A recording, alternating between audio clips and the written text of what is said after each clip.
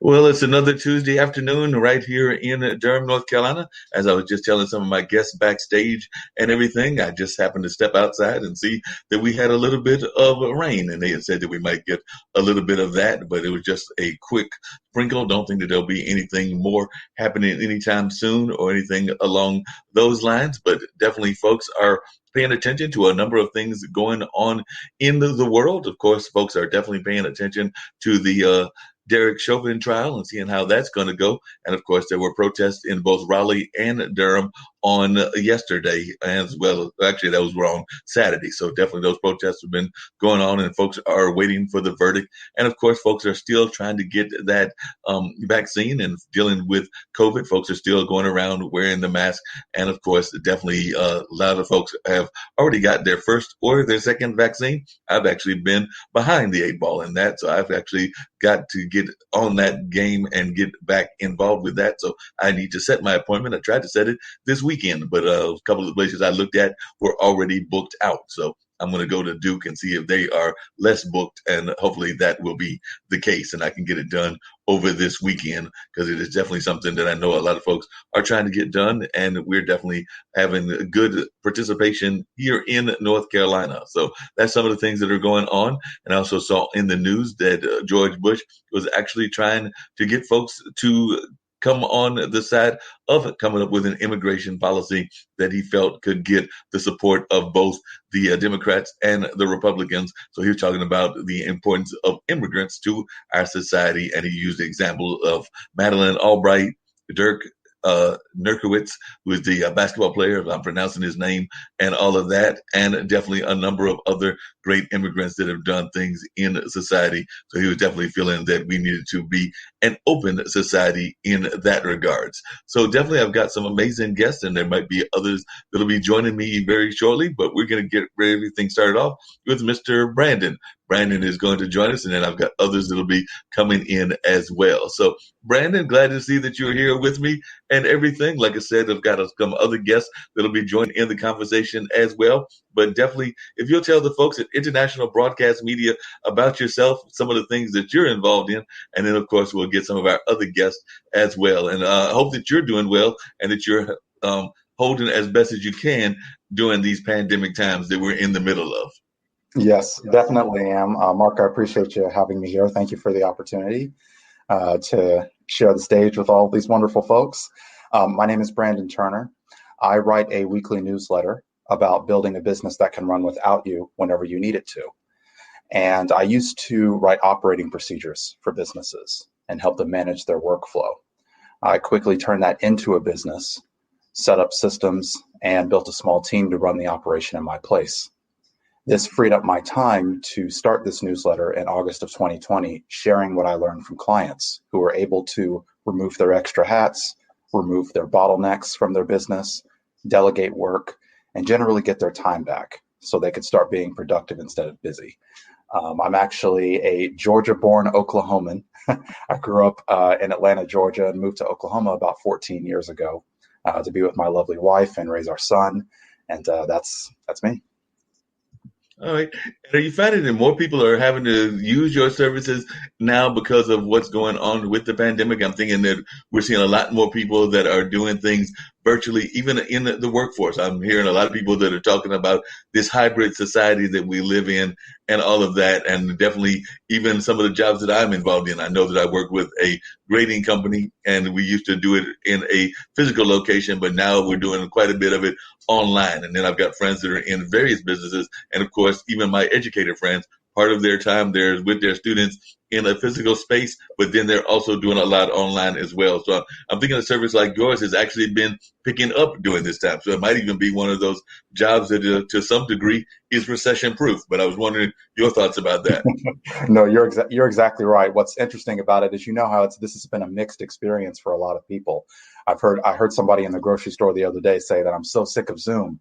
Let's go meet in person or something like that.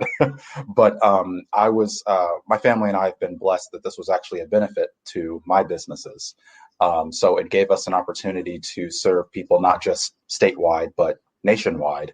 And it also gave us an opportunity to create some solutions that make it a little bit easier for people to get from point A to point B in their journey, whatever it is they're struggling with. So it's been good in that regard. So I mean, I've been I'm in favor of being able to interact online for reasons like this show and others, but I totally understand the, what do we call it, the pandemic fatigue. What Right. is it? Yeah. Definitely a lot of that pandemic fatigue and all of that. If you could tell our listeners and everything a little bit about what actually got you into this field and what made you decide that you wanted to go into this at this particular time. Because like I said, it's not something that a lot of folks would even be thinking about doing. They would probably be just content with the job as it is. So like I said, what made you decide to move and pivot? And I know that's everybody's favorite word, into this direction. Yes. I am an IT guy turned entrepreneur. I read the book Rich Dad Poor Dad when I was a teenager, and it changed my life.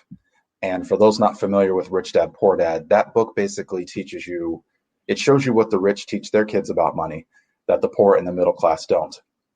Typically because the poor and the middle class can't, because they weren't taught those lessons themselves. But basically, when I read that book, it changed my life.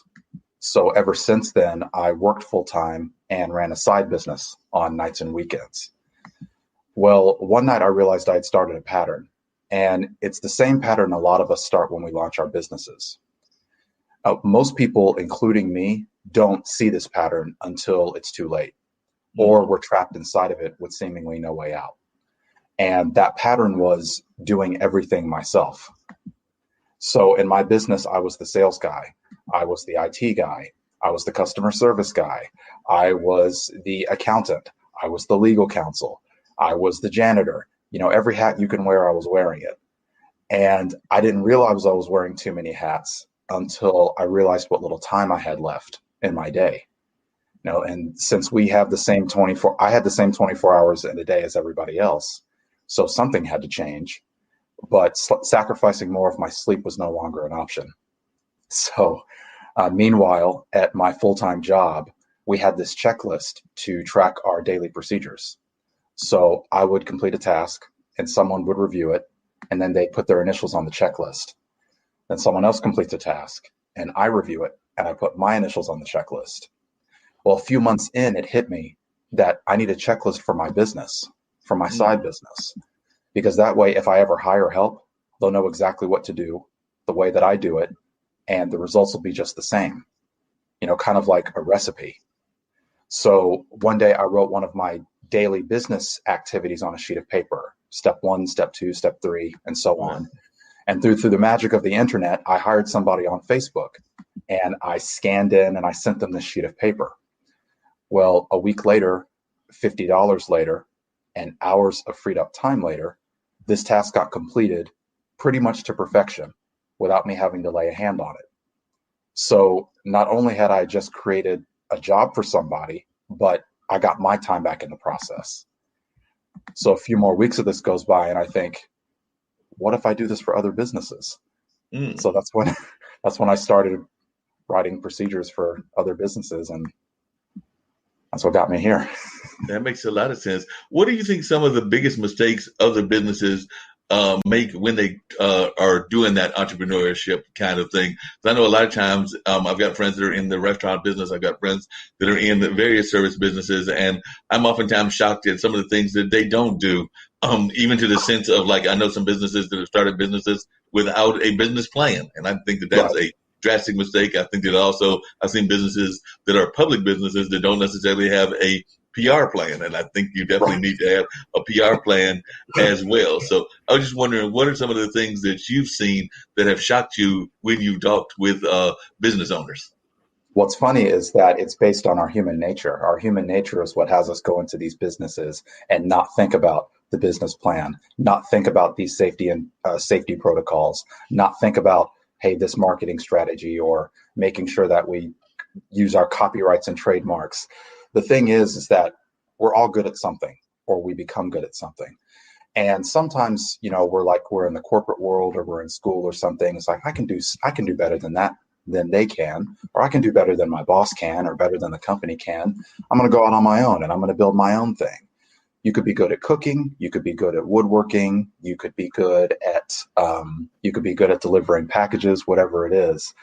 But when you go out and you take that skill and you go and you take that skill out to the marketplace and you build a business around it. What you don't see is that you have to develop other skills if you want to build a business around it. It's not just you go out and you do what you're good at and then everything's good, because now you got to deal with income and expenses. You got to deal with your marketing. Are you doing something that could possibly harm somebody? So are you licensed, bonded, that kind of thing? Details like putting a business plan together, forecasting. Hey, who do I serve and what do I do for them? Where do I find these people when I start out? We don't know to know those things. So when we get out into the marketplace and we're doing our thing, we realize, oh gosh, I got to put on this hat now. Like, I got taxes at the end of the year. Oh my gosh, I forgot to register my business with the state. Or, as you pointed out, something with a business plan, something as simple as a business plan. I use the term simple loosely. Business plans aren't all that simple, but right. They at least give you a roadmap. But there's so many skills. There are other skills that are involved in being a business owner versus just being the tradesperson, versus just being the person that's good at what you do. And developing those other skills, we sometimes have to just jump out into the water and develop them as we go. So because this is such a common thing, it's such a human thing, we gotta turn off that. We have to turn off that instinct of just going out without understanding. Maybe I should develop a skill. Maybe I should learn something about marketing. Maybe I should learn something about business structure. Maybe I should learn something about customer service. Maybe I should learn something about this or that. And it's putting all those things together and realizing I shouldn't do all this by myself. Right. If I want this to go places. So right. That's the most common thing. It's a human nature thing. Oh, yeah. And I definitely want to bring in some of our other guests as well. But one thing I was going to ask you really quickly is how are businesses doing in the sense of a COVID protocol? Because I know that that's been very much a major issue. A lot of folks are trying to make sure that even like convenience stores are making sure that folks are coming in and wearing their mask and things along those lines. I actually work at a theater, and I know that we've done a couple of events. So we want to make sure that people have got the correct sanitizing going on and things of that nature, even the certain amount of people that are allowed based on whatever the government of North Carolina is allowing at this particular time and everything. But as a general rule, how are we doing in terms of COVID protocol and in terms of businesses even adhering to COVID protocol? Most businesses are actually doing pretty well. Businesses on Main Street, we're talking about, obviously, our moms and pops, our local businesses that we shop at. Obviously, the big businesses as well have more resources to commit to that. So you'll have the gloves, the masks, there's safety protocols that are printed on the door, things like this. But I was at what was it? It was an eye care place recently that they have the gloves, the mask, they have protocols that you follow. You have to wear your mask a certain distance in the building. When you have to sit a certain distance apart from people when you're in the waiting room, these types of things. It's becoming more common for people to implement more precaution in their businesses nowadays than not. So that's really what we're seeing more of. So that's good. It probably is probably because it just took time.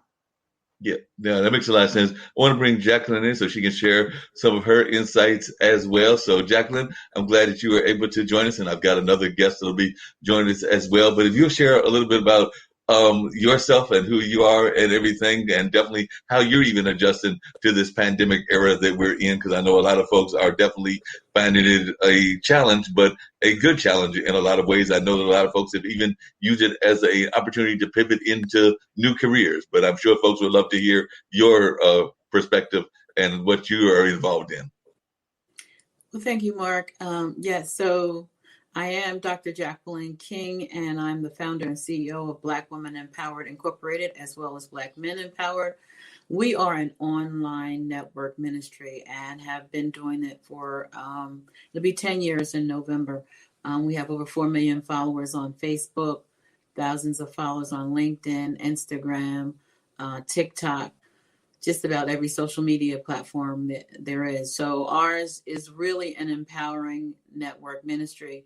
We have just recently branched off to launch our own streaming network. So we have bwenetwork.com, and we also are on Roku. And we're just launching another business, a membership, which is Black Women Empowered Incorporated.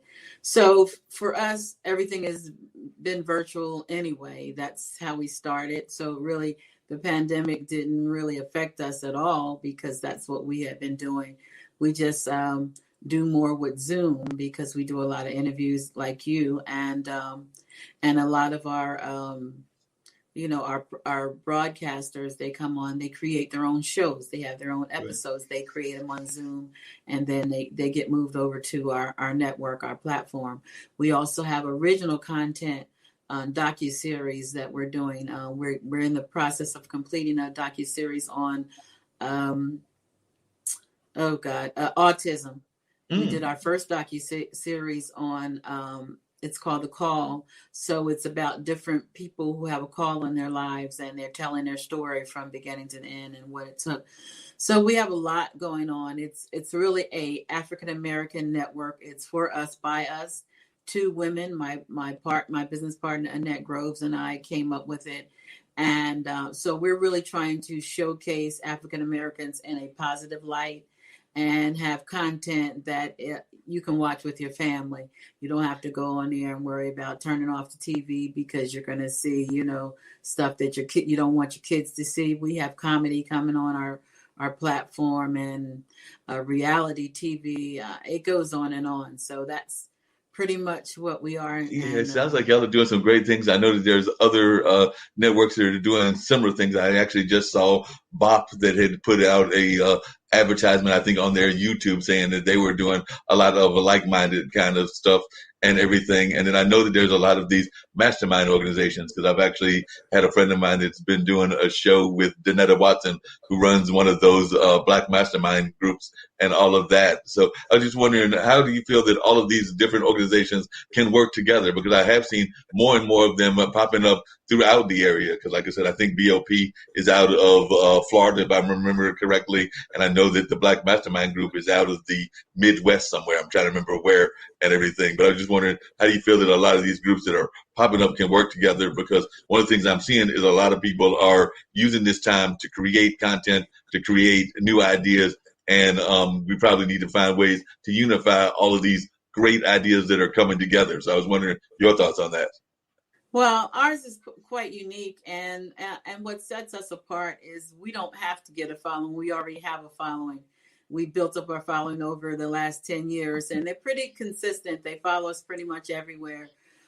So I think we're ahead of the game with having millions of followers, and they actually love Black Women Empowered, and we actually have like 40,000 women from South Africa. We have women in Kenya, St. Thomas, Uganda. And we are looking at collaborating with other networks. Some of them have reached out to us, and that's not my side. My side is the building up the platform, drawing people to the platform. But my business partner does that, and she decides, who's a good fit for us. So that's her job. But we are open to collaborating with other streaming platforms. Streaming is really the way of the future, and I really believe it's going to do away with cable altogether. No, I think that you're probably right about that. One of the things that I know that I've been seeing a lot of is more and more people are trying to find ways to, and you just mentioned it with one of the countries that you're at, but trying to find ways for us to engage with other parts of the diaspora that are in other parts of the globe, whether that's Africa, whether that's the Caribbean, or whether that's a number of the other parts of the globe, even Europe and Asia as well. So I was wondering your thoughts as to how you are trying to coalesce the universal aspect of your company. Well, we are, even though our name is Black Women in Power, we are very diverse. We have women that follow us from Indonesia, all over the world. So,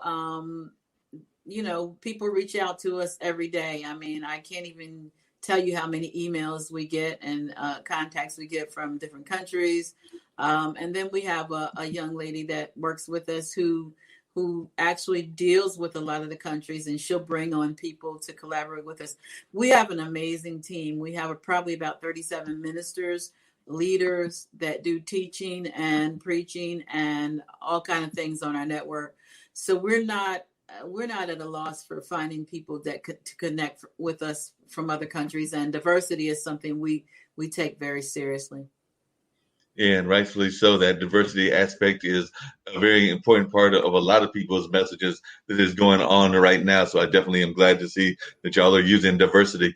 You mentioned a couple of the documentaries that your group has been working on, one of them being about callings. And a lot of times when people think about callings, they do think about the ministers. But I'm of the opinion that all of us have a calling of one sort or another. And it's a matter of us trying to figure out what that calling is and then pursuing that calling. It seems like Brandon has found his calling of helping business owners and things of that nature. So I was wondering if both of you could talk about the aspect of calling, and if you want to use it in the context of that movie, that'd be great. But I'd also be interested in learning at some point about autism, because we've had some folks that have been involved in that field here. As a matter of fact, we have a young lady that is in that area that does one of our shows called Win with Win, and she has definitely got a lot of those kind of things, but she's not letting that stop her from doing her podcast. She's actually not autistic, but she's actually got cerebral palsy now that I think about it. But definitely she's using this platform as a way to carry her message of autism and a number of other issues. But if you could talk a little bit about what calling means to you, and I'd love to hear Brandon's thoughts on that as well. Well, as I believe Brandon said early, everybody has a purpose. You just really have to realize what your purpose is. Even though we're a Christian network, the first docuseries was about a bishop that was called to the ministry after being a rapper, and he's actually worked with some of the heavy hitters, Biggie, and I can't remember because I'm not really a rap person, but some of the heavy hitters he's worked with, and God took him out of that and called him into ministry. But it will not definitely just be focused on ministry. My production team, they're looking at other people who have calls. Like I said, that's not my area. So I let them do what they do and, go with it. But it's definitely not completely focused on ministry as well. And Brandon, what is your thoughts just about how important call-ins are in general, and in terms of like trying to find whatever your calling is? Because like I said, I'm definitely of the opinion that we all have a calling of one sort or another, but sometimes people get lost into that rat race and they don't necessarily even pursue their calling. Right. Yeah. I think that calling is one of the things that helps identify, it helps remind you of why you're important to the world and why the world needs you. I think the world needs all of us in some capacity. So there are those of us that are still trying to find our calling. That's okay. It could take us years. It could take us into our adulthood. Some of us find it quickly. But one of the most important things is seeing other people. You can see other people's callings manifested, just around you. I'm fortunate enough that my wife has had the opportunity to work with women's ministries for the past 3 or 4 years. She sat on the board of a ministry, and she's also worked with women in different capacities. But I remember going to an event one time with her, and there was a woman there in her group. They were prophetic dancers. So of course they have it's those of us that are believers. Of course, that's a way of that's a way of allowing God in. It's very unique, and that's what they were called to do, was be prophetic dancers. And then you meet other people that have been called to make a difference in the world in business, make a difference in the world in art, make a difference in the world in sports or in music. And there are examples all around us of people that have been able to realize their calling. And hopefully that's inspiring to the people that haven't found it, maybe believe they don't have one. I think those of us who have found it have a responsibility to help elevate the others, or help show others that the world needs you too. You just have to find out what that thing is for you. So calling is very important, especially in that regard. No, I definitely agree with you on that and everything. Could you talk a little bit, and I'm going to bring in our other guests and everything, Jacqueline, about how not just with Zoom, but other ways that the whole pandemic has impacted the growth of your business? Like I said, you definitely mentioned that it has had more people going virtual, but I was wondering some of the other impacts that this whole pandemic has had on what's going on. And also, has any of the movement that we've had around our youth and Black Lives Matter also impacted some of the work that you've been doing as well? Well, for us, my call is encouragement and motivation, has always been, and I didn't know what it was when I was younger, but people were always coming to me, telling me what their problems were. So that's why I really birthed Black Women Empowered. But as far as the pandemic, what it has done for us, as I see it, it has drawn people closer to God. They see that this is who we are. Our tagline is empowering women spiritually, professionally, and personally. So we give everything, and with our new membership, it's even going to be greater. We have some really heavy hitters, very prominent ministers that are coming in on the platform, and they've been doing conferences. We'll be having conferences. We'll be having Zoom training, development, a whole bunch of stuff. And I can't get into everything, but to me, it really has just made people, not just women, more aware of how much they really do need God in their lives, because this is something that they say hasn't happened in 100 years or so. Right. So it makes you reevaluate your life and what you've done, what you haven't done, how much time you left to do what it is that you're called to do, or purpose to do, or to use your gifts and talents. So for us, it has increased our following, and people are looking for answers and direction. So we've grown. I mean, I started TikTok, and let me tell you, I know nothing about TikTok. There was one reason I did a page, and I won't say why I did it, but in a short period, we have 5,000 followers on TikTok. So they follow us wherever we go, and we do the same message. We don't change. It is about having a relationship with God first and foremost. We do give news updates and stuff that are, that will help you learn and grow. So education, all of that is part of our ministry. So I just say that we flourished, and I know that a lot of churches. I've talked to churches. I have a lot of friends who are pastors, and they say that their finances have increased. You would think that it was going to, go down. People were going to say, "Oh, I'm not in the building, and I'm not going to tithe or whatever." But the people that I know say that they've gotten even better with their finances. So to me, I think it just depends. For the believers, and this is just my opinion, I think it has been somewhat of a blessing in many cases. Yeah, that makes a lot of sense. By the way, I know how those awards can be very important and everything. Actually, before doing this show, I had the pleasure of talking to my mom, who is a retired person in the field of North Carolina in philanthropy and all of that. And she's actually getting an award on Friday. My sound went out. I can't hear you.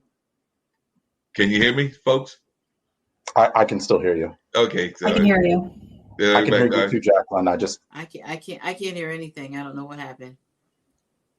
See if I can get Jacqueline back and everything. But one of the things I was going to say is that definitely I know the importance of awards and all of that, because one of the things that I know just recently happened to me is I was talking to my mom, who was involved in philanthropy and was involved in a lot of that philanthropy kind of attitudes and the philanthropy here in North Carolina. She's actually worked with the Golden Leaf Foundation as well as Z. Smith Reynolds, and she just recently will be getting an award, and they are going to be going virtual as well. I believe it's a state award. So I was talking to her earlier. So like I said, she was the first president of the Golden Leaf Foundation, Valeria Lee, and had run for state office, running for Secretary of State, even though she didn't win that particular office. But I know she was real excited about the fact that on Friday she's going to get that award.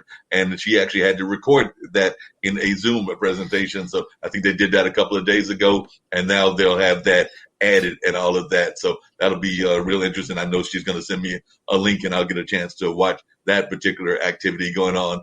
Patricia, if you would share a little bit about yourself and what you've got going on as well. Thank you so much, Mark. My name is Patricia Gent, and I founded Resiliency Reframed. And in my business, my mission is to create a space to help women revitalize and reconnect through their mind, their body, and their spirit. So specifically, I help high-achieving women start to prioritize themselves and create a life of balance and alignment. And I do this through coaching as well as Kundalini yoga.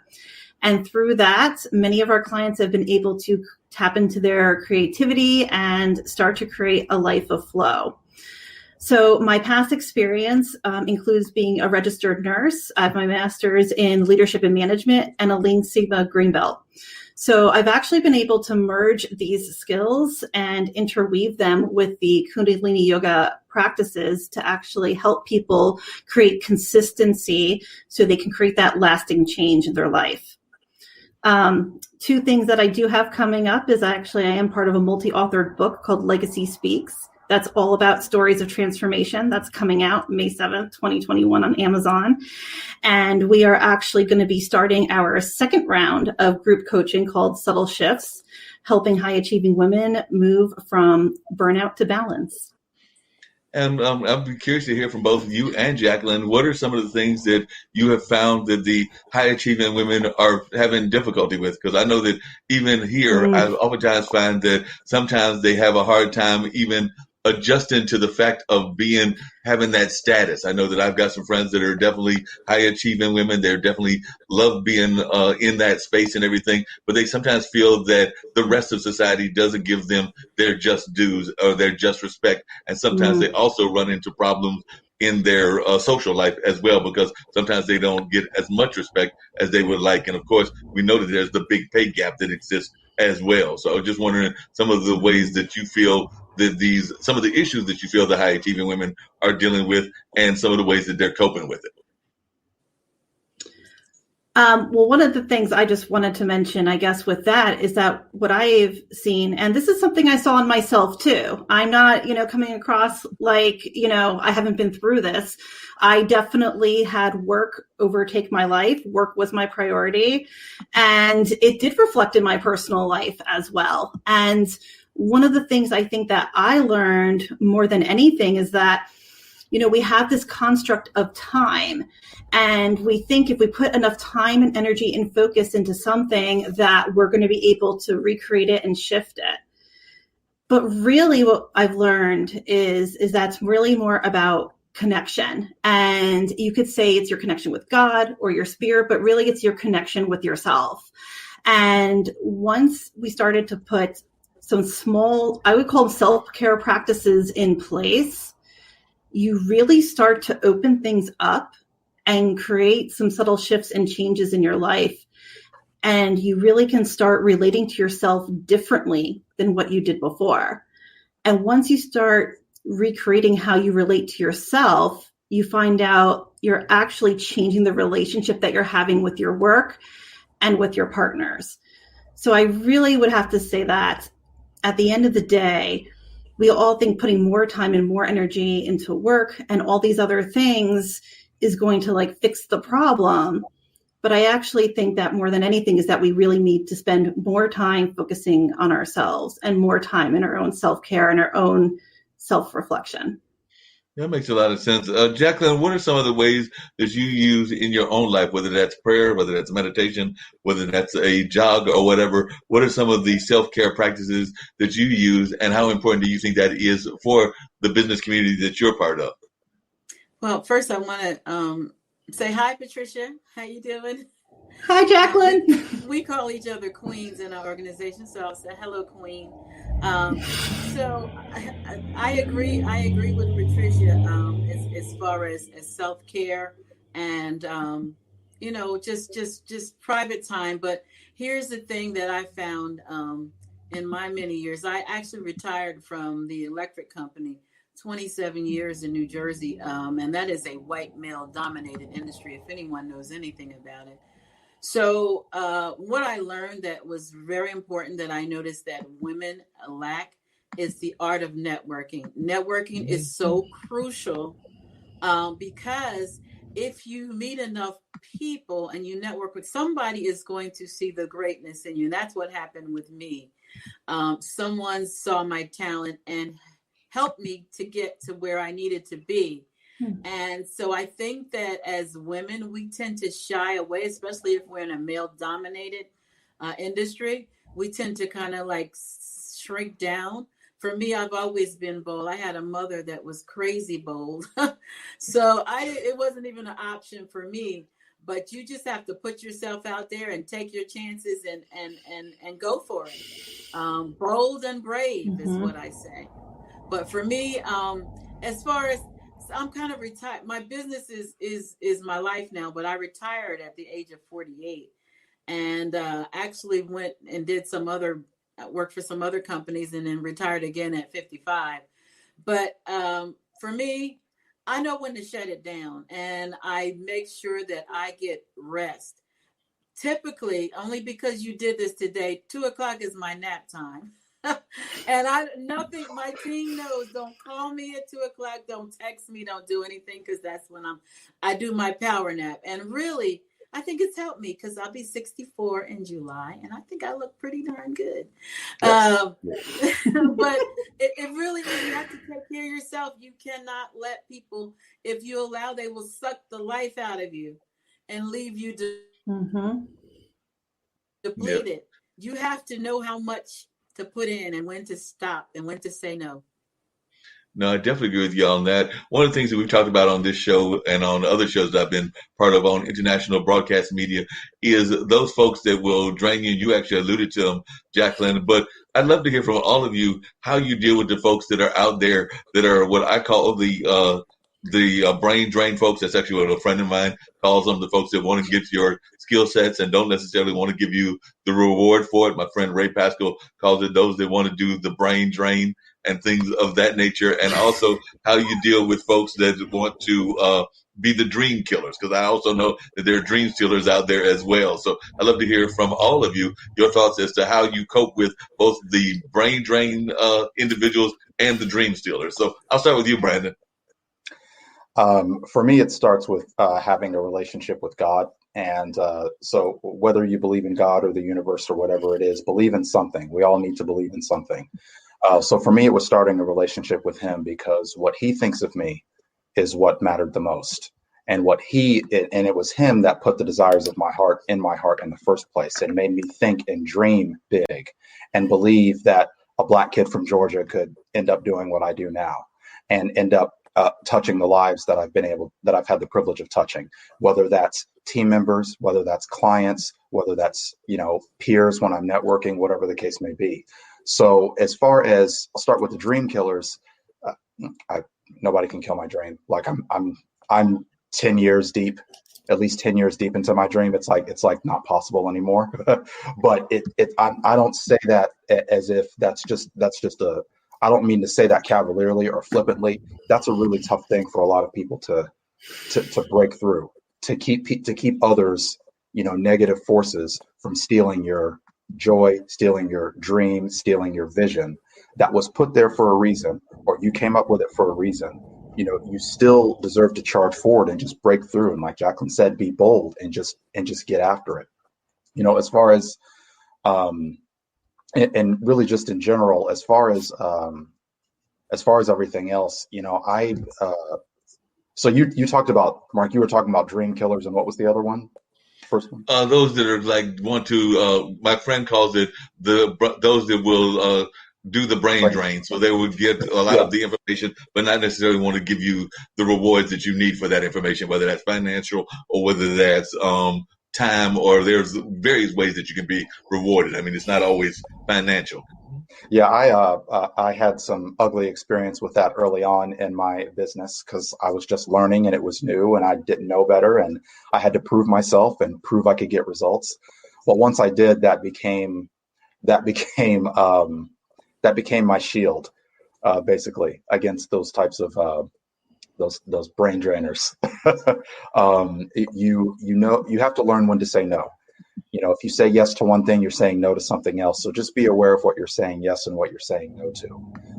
Is somebody a tire kicker? Is somebody wasting your time? Do you have an opportunity to help somebody that doesn't want to help themselves? And are they there to, all of us here, it took time for us to get as good as we are at what we do, to learn what we do, to develop into what we've become. That took time, that took research, that took sacrifice. And for somebody to come in and to want to just snatch that from you over a coffee, or, maybe asking you for a consult and they don't want to pay you for it, or whatever the case may be, that's the kind of thing that can bring you down. And if it's bringing you down, that's going to hurt the people around you that you help lift up. So it's something that you have to learn to deflect. And it just requires saying no more often and knowing when it's a good time to say no, I think. Yeah, but definitely agree with you on that. What are your thoughts on that, Patricia? Well, the first thing that came to mind was I say a quote or a mantra, whatever you want to call it, really. And it was, anyone that is judging you is not doing more than you. And anytime someone is giving some criticism, if you really take a step back for a moment, they're not doing more than you are. They maybe are in the same space that they've been for the last, 6 months, 1 year, 2 year, and 5 year. So the people that are the ones that you should be listening to are not the ones that are knocking you down. They're the ones that are standing next to you and are trying to build you up. So that's a big one. The other piece was it the brain drain? Right. Healthy boundaries. And yes, I can't say I'm much different from Brandon. I have had that experience myself where I probably gave a lot for free. And it totally drained my energy. But it was also a learning experience, and it taught me that, we all use the talk of what boundaries that we have in place. Jacqueline does a great job, obviously, of keeping her healthy boundaries, of having her 2:00 nap time. She knows exactly what she needs, but there's a lot of people that struggle with communicating the boundaries and upholding them, even before figuring out what that boundary needs to be.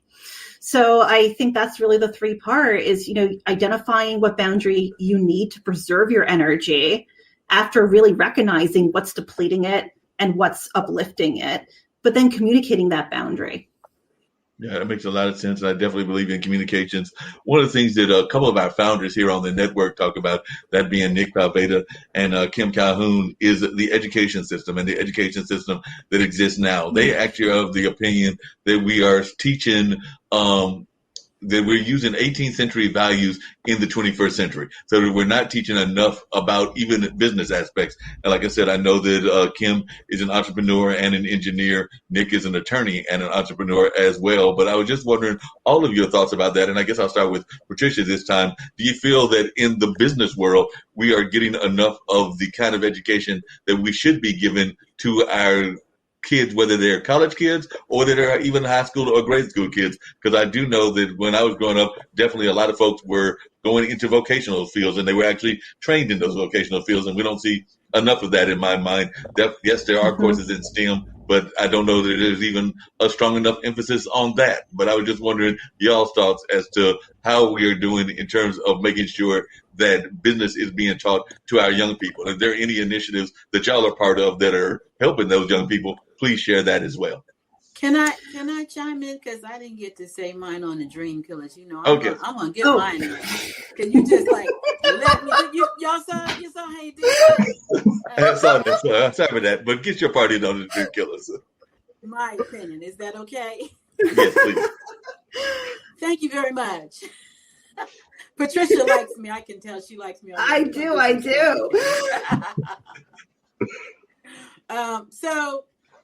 I call them haters. Let's call them what they are. So the issue is sometimes God puts people in your life and he knows that they're going to be hating on you. He knows they're going to be trying to steal your ideas and all. And I've had that happen in the 10 years so many times. But guess what? God gave the vision to me. And my quote is, God doesn't give you a vision without provision. So these people come, I don't mind helping them. Even if they take it and start their own business, it's not going to take anything away from me. So I don't worry about that. Now I will cut you off quickly. But the thing is, I don't mind sharing, even if you sometimes when people are using you. Isn't that right, Brandon and Patricia? Absolutely. You absolutely know. Oh, yes. But sometimes, God he's testing you to see where your heart is, to see if you're going to help somebody along the way. What they do with it is really up to them. So that's what I wanted to share, that little piece. No, I definitely agree with you on that. You can't let them impact you in that way. So you're very true about that. But Patricia, coming back to that other question about education, do you feel that we're doing a good enough job of educating our youth about business or even about developing business. And I'd love to hear from all three of you as to if that's something that we're doing a good job of, or if you can give examples of places that it is being done in an effective way. And like I said earlier, if you've got programs that you're either part of or that you're involved in that you want to share that are helping our young people, I'm sure that folks would love to know about those. I mean, overall, I have to say, I think I agree with you is that we're not doing enough. I really do think that even though I do agree that there is a shift happening, there is a shift. I don't think that there is really enough to be done. I still think we're very largely focused on security, safety and security. Get into a profession, get the secure job, and stay in that. But it's an illusion, right? Because that company isn't necessarily our safety and our security. That company can change. That company can do away with your position. And then you've become dependent on how that company is choosing to treat you, disperse you. So I don't think we're doing enough. I do think it is starting to shift a little bit because I do think more and more people are looking towards entrepreneurship and trying to kind of create things differently. Brandon, I do have to give a shout out. I also read Rich Dad, Poor Dad, and that definitely changed the way my husband and I think. And we actually read it because of two friends of ours who are also in the process of shifting as we are. So I think that the more that we have these conversations, the more we have these resources, and the more we're teaching them to our children, because I know my friends are teaching, their children about what they're doing and how they're basically creating you could call it a side hustle, but it's going to be their main source in the future. And I think the more that those get integrated and taught, I think it will cause more and more shift. But no, I don't think we're doing enough. The only shift I'm seeing is more on the individual levels. Yeah. What are your thoughts, Jacqueline? Yeah, so for me, I've always been an entrepreneur, and I think that really charity begins at home. So I believe it's the parents' responsibility to instill the confidence and the need to have your own business. My father owned a car dealership. My mother, she worked at a factory, but that's what we know. We know owning your own business. So if you're owning your own business, it's your responsibility to teach your child, even if they're selling. My granddaughter sells Girl Scout cookies, and my grandson is involved in selling something. And so to me, like I said, charity begins at home. However, I was with an organization called Top Ladies of Distinction, which is a very prestigious organization. They have chapters in states all over the United States. And they have Top Teens of America. So as the assistant top teen for Greensboro, we did a lot with the youth as far as public speaking, starting your own business. We empowered them.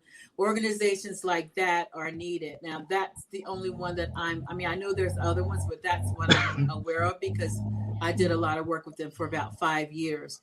But for real, I think that it's a parent's responsibility to do that. And if there's organizations that are doing it, that's good. But it's your child. They're gonna look at you anyway. So whatever they see you, my daughter has her own business. My son has his own business. I only have 2 kids because they saw me. That's what I did. Brandon, what are your thoughts about it in terms of education and everything? I agree with Patricia that we're not enough is being done right now, but there is a shift. I also agree with Jacqueline that it does start at home, because for me, it started at home because my mother owned a travel agency before the internet existed. And of course, the internet came along and wiped that away. One thing that I will add to this conversation, when I moved to Oklahoma 14 years ago, I didn't know anyone except for my wife's family. And I was an introvert, but I was also into entrepreneurship. I wanted to learn how to be one, how to become one, how to do what my mom did. So I'm going to give a shout out to a website called meetup.com. Meetup.com is a website where you can find groups of people who share your affinity, who share what you like. They could meet someplace at a coffee shop in the city. Maybe they meet at somebody's house, but you go on this website, make an account, And then you can look for groups who like what you like, and then you can just show up there. So when I moved to Oklahoma, I found a business networking group because that's what I was interested in, was entrepreneurship. And the reason this ties into education is because I walked in there, I was in there for about 2.5 hours, to a table full of strangers. Now, of course, picture this, you've got your friends, your family. We're entrepreneurs. Unless you have a family like Jacqueline's, you can't really talk to your friends and family about what you do. They don't really get you. They don't really get your fears, get your challenges, get your aspirations. But I walk into this room full of this table of people that were strangers, but they got me because they're also entrepreneurs. They were like-minded individuals who had the same fears and challenges that I do. They had gone through the stuff that I was currently going through, or they were in the middle of the stuff that I was in the middle of. A lot of them were wearing the shoes that I wanted to wear. I had no idea that I sat down at that table and I was sitting side by side with a multimillionaire who started from nothing. So I had stories like that, and I learned more in those 2.5 hours than I can with a business degree in many cases. Not to knock going to college or pursuing a business degree, but my business education came from networking, in-person networking, sitting at tables with other people that like what I like. So I would strongly encourage anyone who, first of all, if you have the benefit to experience what Jacqueline's describing, then take that into reaching out to new people, reaching out to like-minded people. If you don't have that experience, for sure, reach out to like-minded people. Go find a business networking group, an entrepreneur group in your city and your state and your town, and go spend time with those strangers who will end up understanding you better than anyone else will. That's what helped me get to where I am. So you develop a lot of friendships and mentorships in that regard too. So.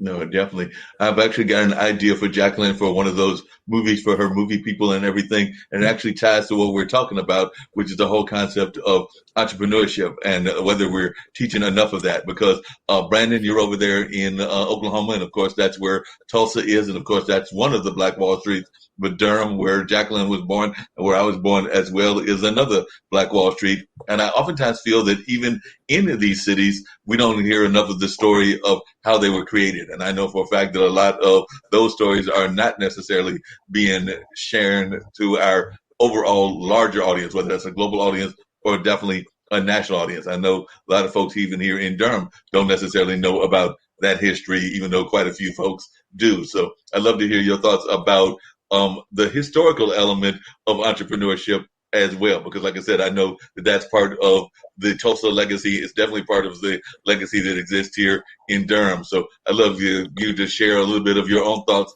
as to the importance of our studying our historical entrepreneurs, be that Merrick and Moore that are here in Durham, that were some of the founders of Black Wall Street here in Durham, or be that some of the founders of Oklahoma, and even some of the things that were at the destruction of some of those places, like what went on in Tulsa with the whole destruction of that neighborhood. But I'd love to know your thoughts as to the importance of learning some of that history from an entrepreneurship standpoint. So I'll start with you, Jacqueline, since I know you got some of these Durham roots as well.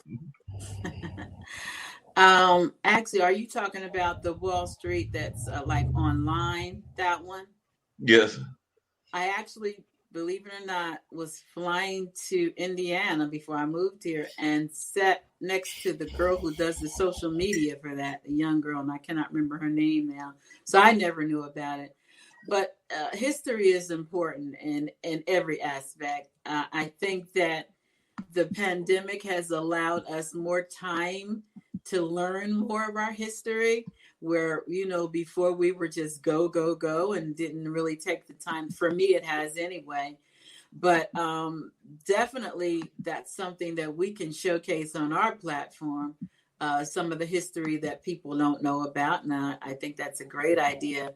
But it's very much needed because, like the Black-owned banks, and a lot of people don't know there's a lot of Black-owned banks, but they don't, if you don't research it, you don't know anything about it. But I think it's important for us to know and for us to teach our children too, because in fact, that's empowering them.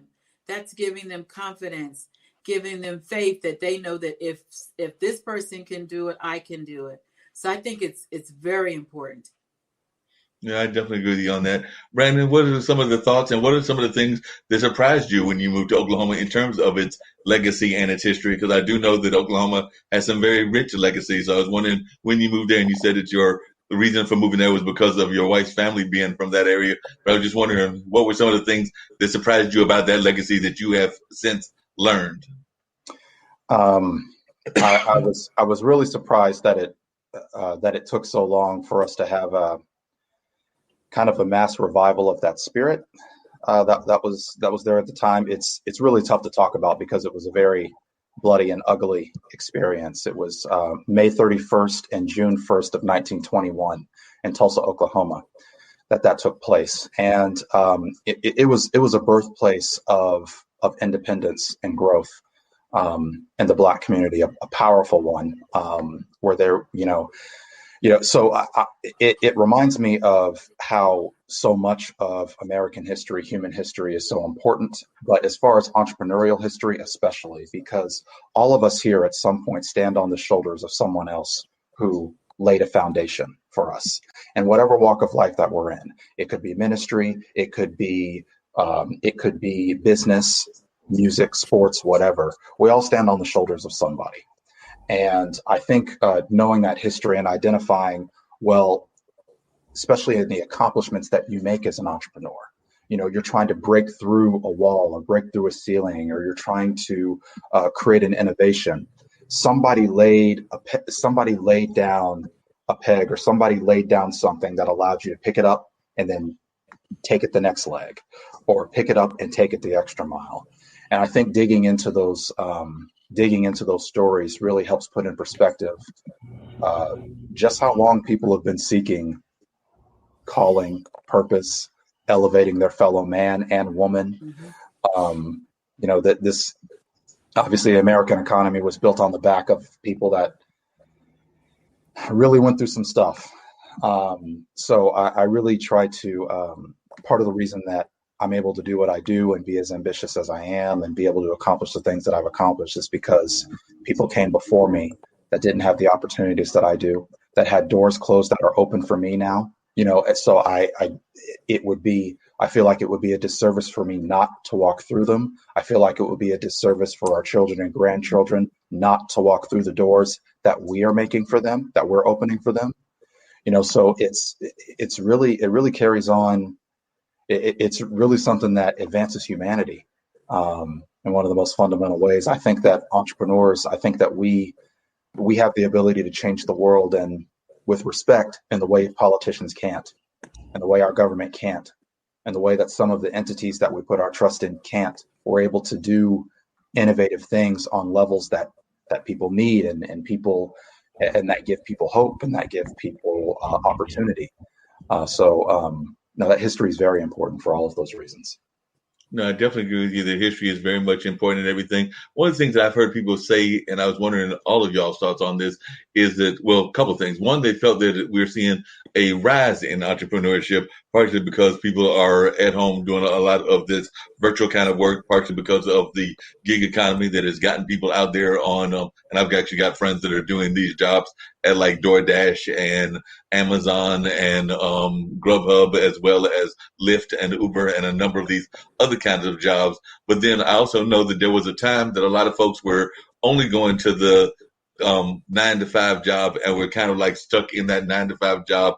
And I don't know that we've ever had that period where you only had that one job forever, like my grandfather might have had, or my great grandfather might have had. But definitely we've seen people that would go into the corporate world and maybe go from job to job within the corporate world, but they're still in the corporate world. And some people might consider that a new version of a plantation. But I was just wondering y'all's thoughts on this kind of growth in entrepreneurship. Is it something that's temporary, or do you think it's something that we're in the middle of that's part of a newer and grander trend that should be kind of, I won't say glamorized, but it should be kind of encouraged and all of that? So since you're working with various entrepreneurs, I'll start with you, Jacqueline. So Jacqueline, what is your thoughts about where we are in the entrepreneurship space? Yeah, so I remember when they were shipping all the jobs overseas, and this is, way before the pandemic. And I was telling my friends that we're going to be a services country. Everybody is going to be selling somebody something else because those jobs were not coming back. I always said that before. So that's where we are. Now we're there by force. So I think it's going to force people to think outside of the box and get creative. I do, Instacart, that stuff like that, they're elderly or afraid to go out. There's so many. We didn't have an Instacart. I don't know how long it's been around, but I never heard of it until the pandemic hit. So it's all about creativity, being bold and having faith, because I think what holds most people back is fear. God, I can't even tell you how many businesses I've had that have failed. A lot.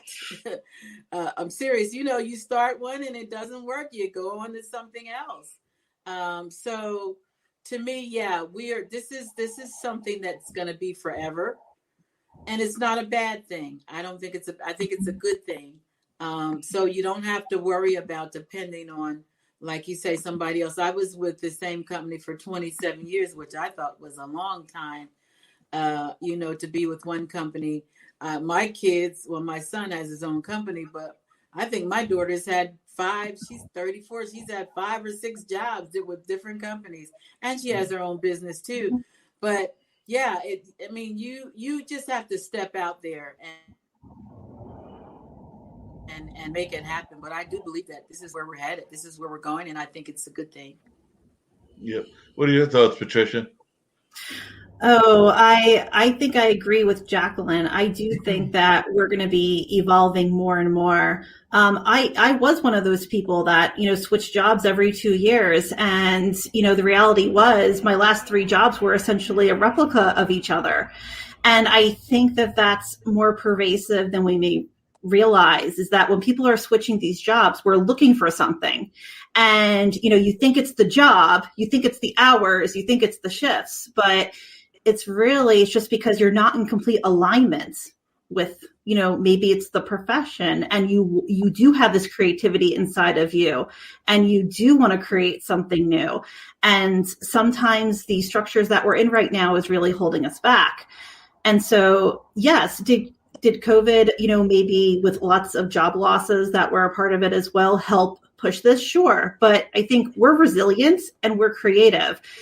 And, I loved how Jacqueline said that she had businesses that failed, because I think we need to start I would say, normalizing some of these things as opposed to pinpointing everything as good or bad. It's the same thing with emotions, okay, you're feeling anxious, you're feeling sad, you're feeling nervous. Okay, that's the emotion. And then we're going to move on, as opposed to staying with it. We're judging it. There's nothing wrong with you that you tried something and you failed. There's nothing wrong with you if you're feeling nervous. But if you move past it, that's really where great things can happen. Yeah. What are your thoughts, Brandon? Patricia touched on something earlier where the pandemic has given us an opportunity to really think about where we are in our lives, the decisions that we've made up to this point, and what we should possibly do going forward, if we should pivot. I read Rich Dad Poor Dad 20 years ago, and back then they were talking about what is sometimes called the 40-40-40 deferred life plan. You work 40 hours a week for 40 years of your life to retire on 40% of your income. Now, you can make a decision to do that.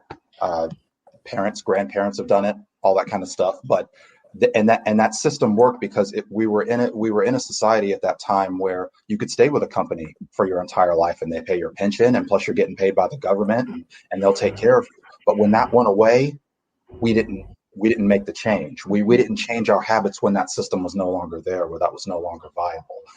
The pandemic, of course, accelerated our willingness to try something different, to change the trajectory of our lives.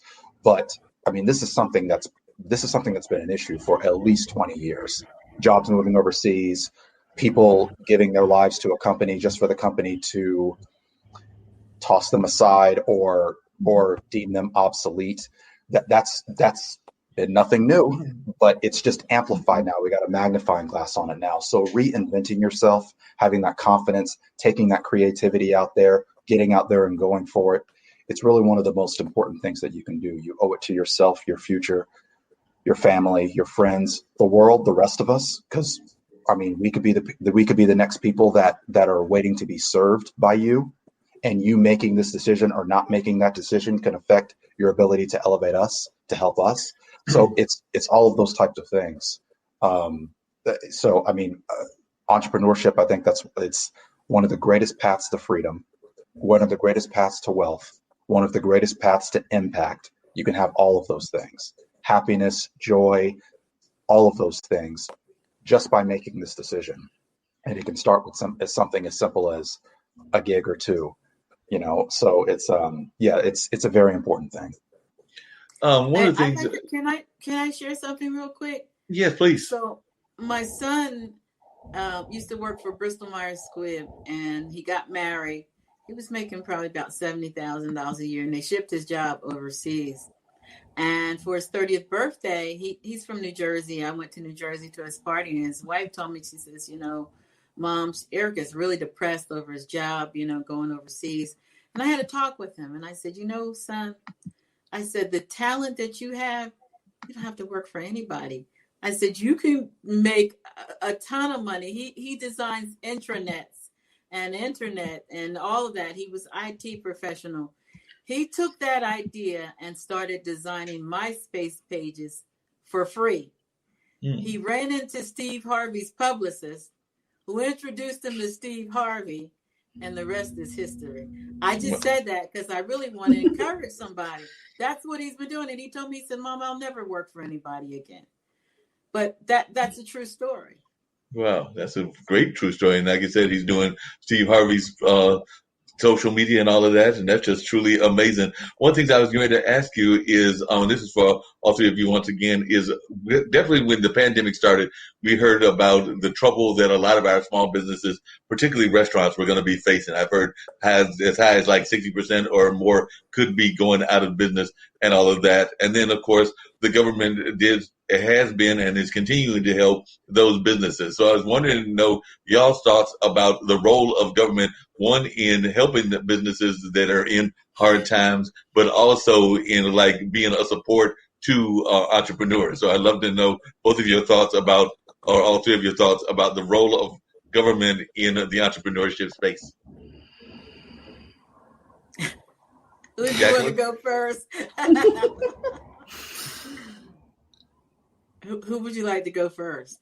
Jacqueline, I'll let you go first. How did I know that? I don't think it's anything wrong with the government helping, but I don't think that we should expect it or depend on it, because depending on who's in office, it may or may not happen. So what I think is everybody's got to eat. That's an industry that's never going to go away. So now you got to get creative, get you a food truck or whatever. You know, you got to, this is where you have to think outside of the box. If you're in the food industry, I mean, I know you can make it because, like I said, everybody's got to eat. And if you were doing good in your restaurant, you can be doing good outside of your restaurant too. Delivering food to people, Meals on Wheels. There's so many ways to make up that income. And a lot of people are doing it. Mm-hmm. Yep. Before, I'd love to hear Brandon's thoughts as well as Patricia. But before getting to that, part of the reason of asking that question is because I've worked with a lot of artistic nonprofits and definitely nonprofits in general, and they get a lot of money from foundations. They get a lot of money from government. But even the foundations, and like I said, my mom was actually involved in two major foundations here in North Carolina. They will tell you that it's supposed to be a 5-year loan, a 5-year plan. So they literally want you to wean yourself off of that dole and everything, but too often they don't, or they go from grant to grant to grant, and then they wind up being totally dependent, and they're not doing what the grants and the loans were intended to do, because ideally there is a projection period that you're supposed to be going into and weaning yourself off of it. So they're not supposed to be like feeding you that money for you to live off for the entirety of your business. But I think oftentimes nonprofits don't necessarily realize that, or if they do realize it, they just kind of ignore it. But that's just my thoughts on that. But Brandon, I'd love to hear your thoughts. I I agree with you 100%, Mark, and Jacqueline. I agree with you 100%. It's great that the government wants to help, but don't depend on it. Don't try to rely on it. Yes, if you're in the food industry, then of course you could still make it, especially if you were making it before. You do have to get creative and think outside of the box. Met a gentleman. He actually, before the pandemic, he cooks home cooked meals at his house and he delivers them out to people in his town. And he was doing that before the pandemic. Or yes, you can start a food truck, or you can find a way that some restaurants adapted by just having curbside pickup. You can't come inside anymore, but you can come through the drive-through and curbside, and we'll just bring it to you that way. That was a form of adaptation and getting creative. As far as some of the government programs, like some of them have a 5-year outlook and they want to try to wean you off of it. Those programs are not meant to be used. Those programs are meant to be used as a crutch until you can get back on your legs. They're not meant to be used as your legs. So if you can't build a profitable business, get the help from some of us that can help you build a profitable business, or find a way to, maybe you should trim down your menu. If we're talking about restaurants, maybe you should trim down your menu and focus on a few things. Some restaurants are successful with having 10 items on their menu, 8 items on their menu. Maybe you should trim that down. Maybe you should focus on a specific type of customer. When Truett Cathy created Chick-fil-A, there were guys and gals working at a Ford plant, and he wanted to feed them at lunchtime. So I was like, let me start this up. It's at this mall that's next to the plant. They can all come in. Maybe that's one way that you can get creative. But I think part of the theme of the conversation is creative, and all the different topics that we've touched on so far. So, I mean, you just get out there and make it happen. Build a profitable business that can stand on its own. The government aid, that's great. That can help bring back jobs, whatever you need to do if you want to pay payroll or whatnot. But find a way to build a business that can stand on its own, because that's what's going to serve you, your employees, and your customers the best. Yeah, that makes sense. Patricia, what are your thoughts on this? I mean, I honestly agree with everything all three of you said. I do believe if the government is going to restrict your ability, specifically with the restaurants, then they should also be able to help, because, you can't knock someone and not help them. At least that's my take on it. So I do think you should have that, but at the same time, you can't sustain on it. And you do need to be creative if you want to shift out of it. And I'll just tell a quick story that my husband actually, he's always enjoyed cooking, and he actually started working part-time at one of our little local taverns. And they actually shut down originally when COVID started because, some people thought it was going to be more temporary. But the owner actually took that time to put in the work that was needed into the restaurant itself. They completely opened up in September. Yes, they do tons of curbside, but I will tell you, within the last 2 months, every day, they are setting a new record for themselves. So, they definitely not only expanded their curbside pickup, but they also really, I think, perfected their menu, and they made it a much more comfortable environment for people to be in. And so, yes, did COVID set them back? Sure. But they did what they had in a different way. And now every day they're breaking a new record. Wow. And one of the things, and you've talked about the book Rich Man, Poor Dad a couple of times, Brandon, but what are some of the other things that have inspired you, like some personal inspirations? I know you've alluded to a couple of folks, all of you have, but I was just wondering, who were some of your inspirations, even in your family or in business in general? It could be somebody that's even in the worldwide stage at all, but I was just wondering who some of the folks are that have inspired you in your own entrepreneurship journeys. So I'll start with you, Patricia, and then go to Jacqueline, and then come to Brandon. So who are some of the folks that have inspired you? I would say there's 3 people that I always think are very inspiring. And my first would have to be Brene Brown, because I've always been a bit of a nerd myself. And I really loved that she took something that she loved, her research, and has really just built a wonderful, even community just from that. So that's definitely one piece. And the other 2 is I love the work of Dr. Joe Dispenza, because, again, I think he's taking something that people think is abstract, but actually showing that there is science behind it. And is, also generating healing. And, the third is, and it's probably the same thing, but her name is Guru Jaquette, and she is who I found with Kundalini Yoga. So she built her own yoga studio. She built her own business. But again, it was taking the science and technology and showing people ways to integrate it and building a community around it. So I think it's just all three of them in different yet similar ways are just something I inspire to be and to do. And what about you, Jacqueline? Who are some of the folks that have inspired you? It could have been family members. It could have been folks from history, or it could be folks that are out there currently. So my inspiration, number one, is always going to be God, because I know that I can do all things in Christ who gives me strength. So there's no limit as to what I can do. And that's always been one of my favorite scriptures, and it has kept me going.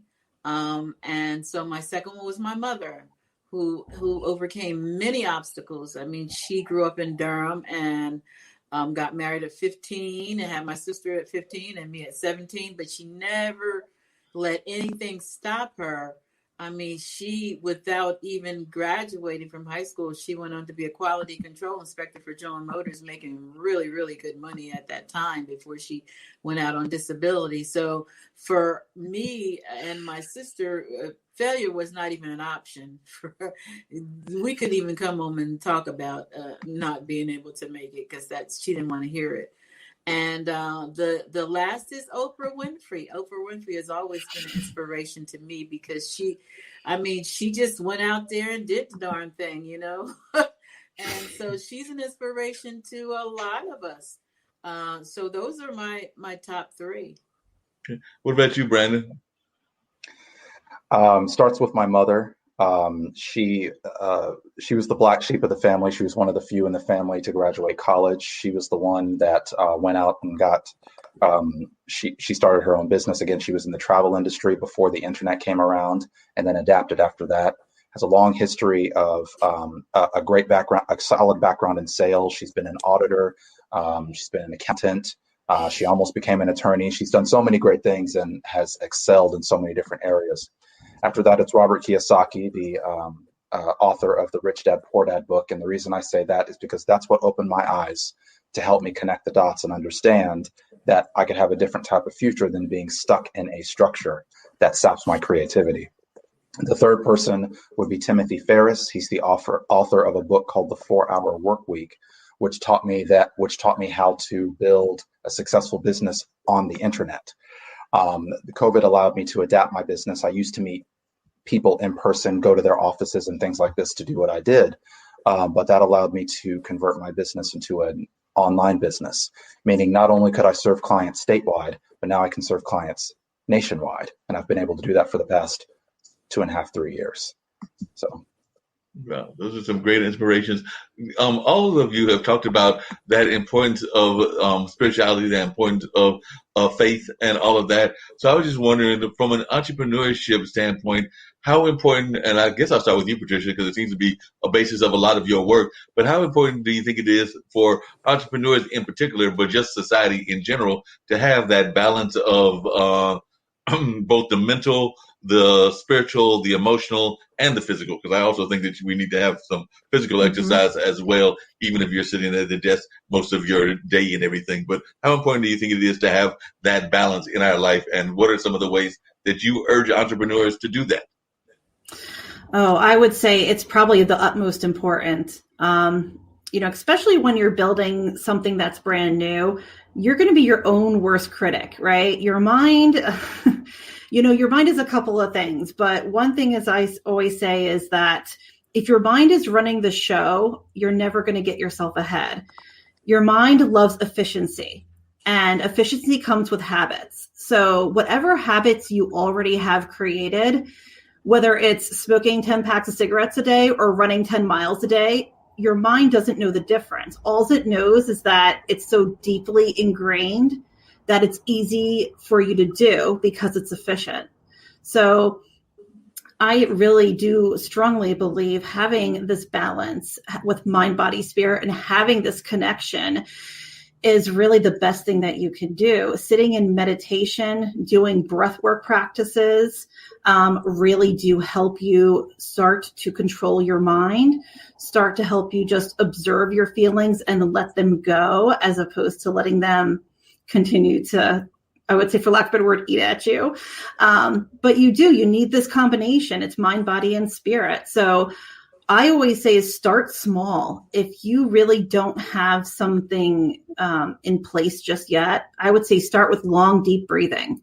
Make your unconscious breath conscious. Just sit up in the morning, have your spine straight, close your eyes, take a big inhale through your nose, hold the breath, and then slowly exhale. And just start with doing that 3 minutes a day, because just doing that 3 minutes a day, first of all, you're bringing your body from, I would call it the action state to the resting state. So you actually are decreasing your stress, you're decreasing your cortisol level, you're making those changes in your body so you can actually be receptive and to hear what your spirit is telling you. The other thing that is that you are now making yourself and time with yourself a priority, and that's now important. And you're going to start integrating that, into your system. And the third thing is now that you're trying and doing something new, you're starting to integrate that growth mindset. And, like I said before, our lives are actually just composed of habits. So what do you want to have it infiltrated with? So, if you need to be able to pivot and make changes, you want to have that growth mindset, and doing something new and different every so often helps you cultivate that growth mindset. So if you just start with that, and then you can build from there what else you want to, bring in. I'm a big fan of getting out in nature, taking walks, but really you need to find what you really enjoy. So if you're starting at ground zero, I say start with the breath. Yeah, makes sense. Jacqueline, what are some of the ways that you exercise mindfulness other than that power nap at 2:00? And I'm down with that power nap at 2:00. Even though I'm usually so busy that I'm not having one at 2:00, but I would be down with that idea. But what are some of the other ways that you put mindfulness into your own practices? Well, I think, first of all, balance is so important. My grandfather, as you know, I told you before, was a pastor for 70 years. So us growing up, pretty much church was drilled in us, and that's all we knew. We couldn't even think outside the church. When I grew up, I realized that you got to have balance. You cannot just be in church 7 days a week. I mean, you're letting everything else go.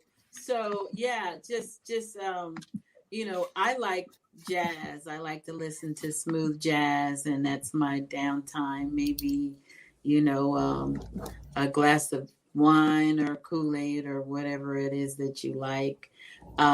Reading, just reading, inspirational books, motivational books. Books that you can learn something new.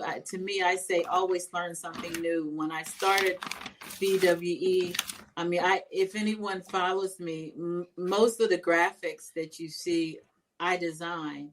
Oh, wow. I knew nothing about designing graphics. I designed most of the videos that you see.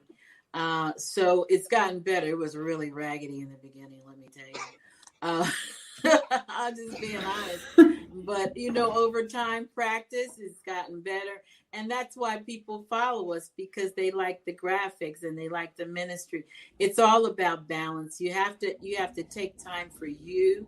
If you like to I like to get pedicures and manicures and get my hair done. My hairdresser in COVID comes to my house, and that's a blessing.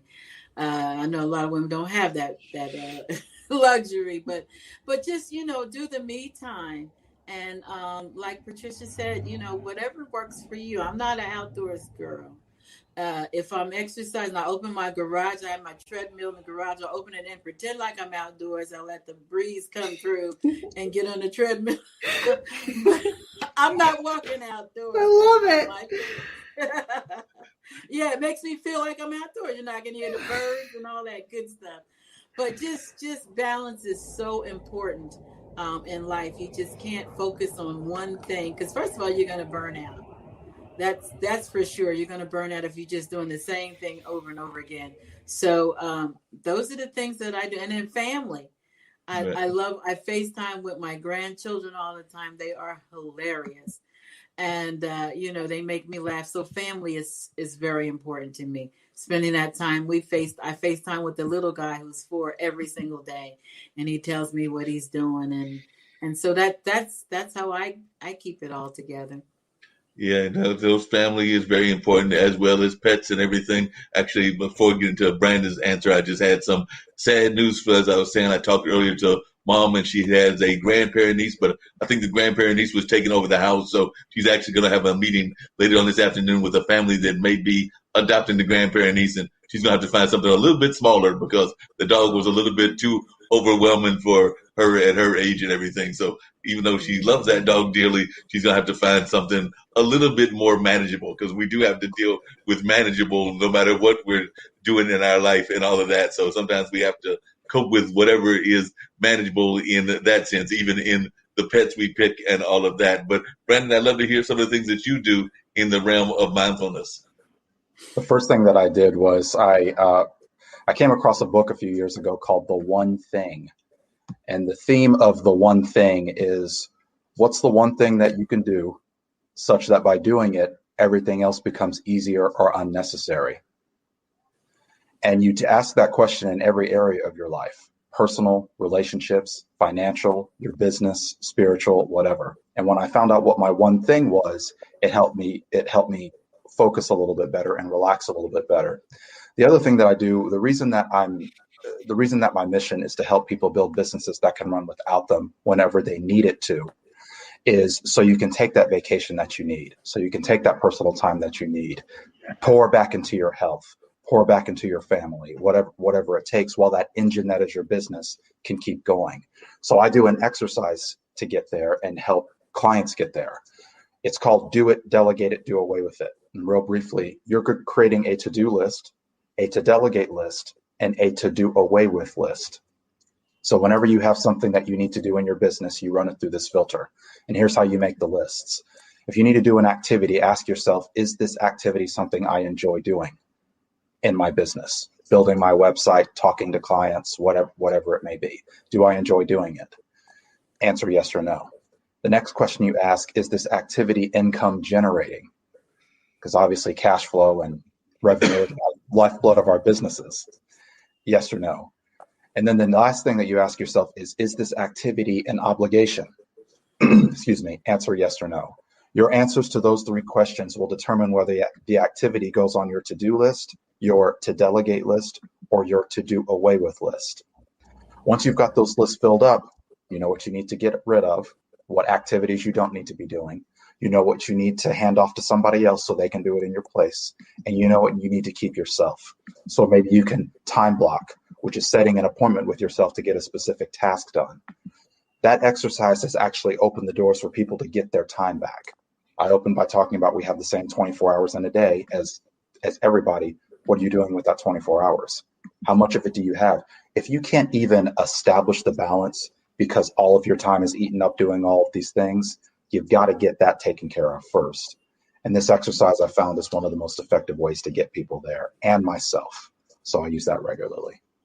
Sounds like a great thing to do and everything. But I do have to ask you, you said that there was one thing and you never said what the one thing was for you and everything. So I'm curious if it's still your one thing, and then I might just turn that question on to the other guests as well. And I don't think of my one thing, but what is the one thing that is there that you have to concentrate on all the time based on that answer?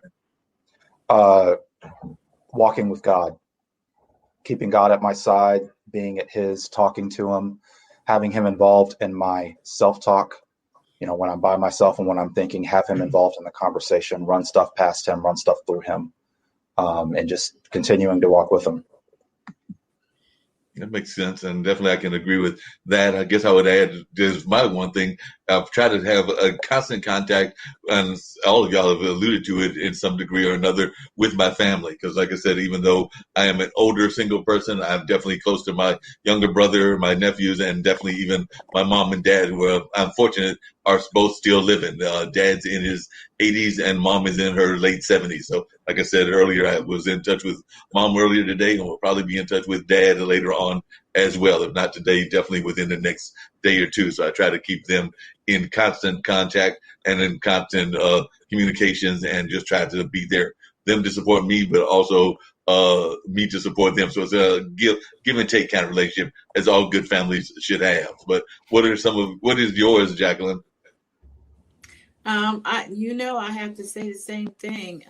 My relationship with God, just being quiet to hear from him, because a lot of times we talk so much, we don't take the time to hear what he's saying to us. So that is absolutely number one. That's the first thing I do in the morning, and the last thing I do at night. So that's been my life. I teach that to the people that I mentor, and there's nothing else more important than that to me. Yep. And you, Patricia? Well, I feel like I'm saying something very similar, but I'm putting it a little differently, I guess. But at the end of the day, we're all spirit, we're source, God, whatever, term you want to use, that's the connection. So for me, it's really listening and trusting myself.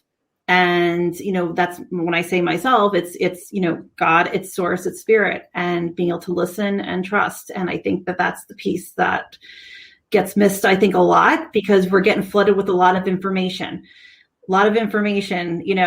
from many different realms. And the most important thing we can do is, sit and listen and establish that connection and to trust what we're being told. Yeah, along those same lines, and you actually mentioned it earlier, Patricia, I sometimes think that we as a world population don't do enough of a job of listening to Mother Nature and listening to the signals that we're getting from the earth and from the world, because I actually do enjoy just sometimes going out, if it's nothing but going outside of my apartment and listening to what's around me, be that the birds, watching the butterflies, and a lot of the other things that can also sometimes send us messages of positivity and the wonderment of the world just by watching and observing those very simple things. But I do sometimes think that we are so busy in that rush kind of world that we've gotten away from that. I actually think that was one of the, even though we've lost tons of lives through COVID, I think that was one of the benefits of COVID, is that it forced us to slow down and to actually have to have that reflective time period. Because I think that too often we haven't had that reflective time period, because we were so busy trying to rush to whatever the next rushing thing was. Because sometimes I felt like we didn't even know what we were rushing towards. But I think that this caused us to slow down. What are your thoughts, Brandon?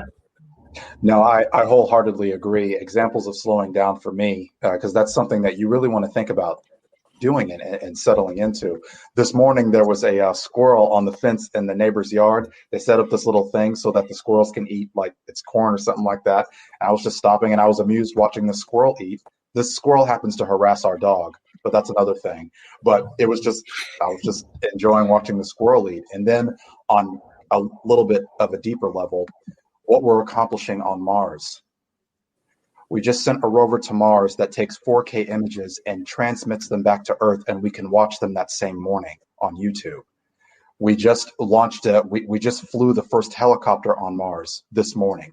It went up 10 feet for 40 seconds, and then it landed successfully.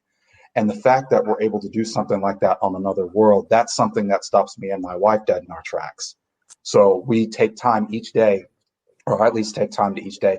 Oh my gosh, what did we do on Mars this morning? So yes, as much of it as an appreciation for, that's as much a part of the appreciation for stopping and smelling the roses and letting things settle down and just hearing from nature, God, and all that as anything, I think. So yeah, absolutely. Definitely. Jacqueline, what are some of the things that you've paid attention to and observed, whether it was like Brandon Squirrel or something else that have surprised you over the last several months during this whole pandemic that we've been in the middle of?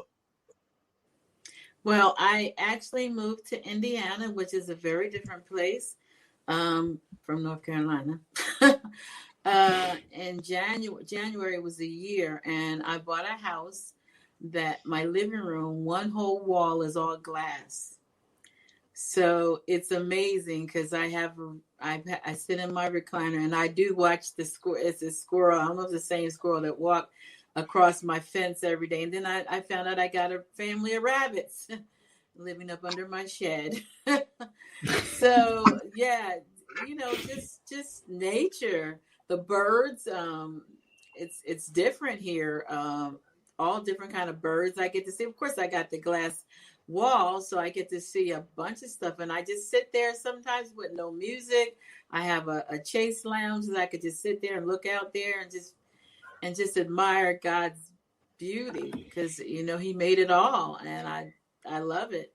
So just to taking this time and just appreciating nature, appreciating what God created.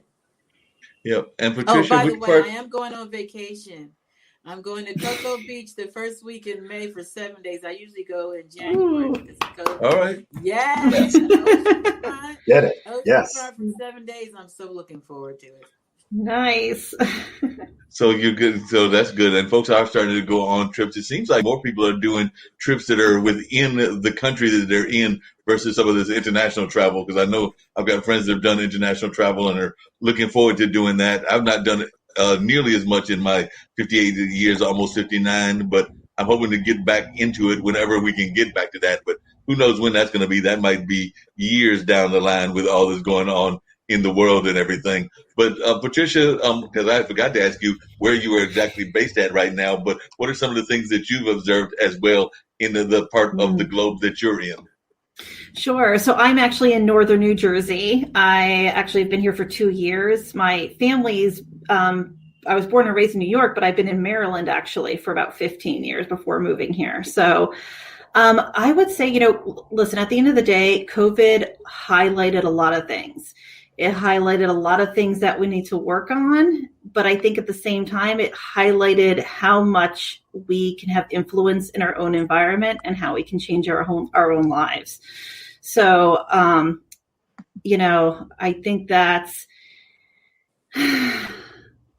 think I appreciated that at the end of the day, we all had the same amount of time, but how do you want to use that time and how do you want to feel doing that time? And I think a lot of that at the end of the day is what really came to the forefront. Yeah, I would agree with you on that, because I know that even with your old home area of New York, I've got friends that live in the city. It totally changed a lot of their lifestyle, because some of them were in jobs that have totally been out of business for a while, because I do have friends that are in the theater community, and of course they've been out of work for a while and have gone into other jobs and all of that. But also just having friends that have lived in places like Manhattan or Brooklyn, and just seeing the pictures they sent me, less so now because they are starting to get some more traffic, but still it looks nothing like what the New York is that we are used to seeing on TV and in communications with our friends, because it is much more of a subdued New York, or even a subdued LA, than we're used to when you see some of those images, and even some of the other parts of the globe like Paris and everything. So even though we're starting to see more bustling, and even here in Durham we're starting to see more traffic, it is nowhere near what we had been seeing, and I don't know that it's going to be that way for a while. So in some ways, one of the positives, I guess, is that for those that do believe in some of the climate issues that are going on, it also seems to be improving the climate as well. So I know that there have been some leaders that didn't necessarily believe in climate change, but I'm not one of those. I actually think that we've been harassing the climate for a long time, and we probably needed this break. So it's probably helped us improve the climate as well. So that's my thoughts. But would the three of you agree with me that it's probably made the climate a lot better? Brandon, I'll start with you. Yes, absolutely. I think the vehicle emissions went down tremendously, especially when we had the lockdowns, or when the lockdowns were more common at that time. And it was never thought I'd see it. You never could have imagined it, but it's really something. It did make a difference.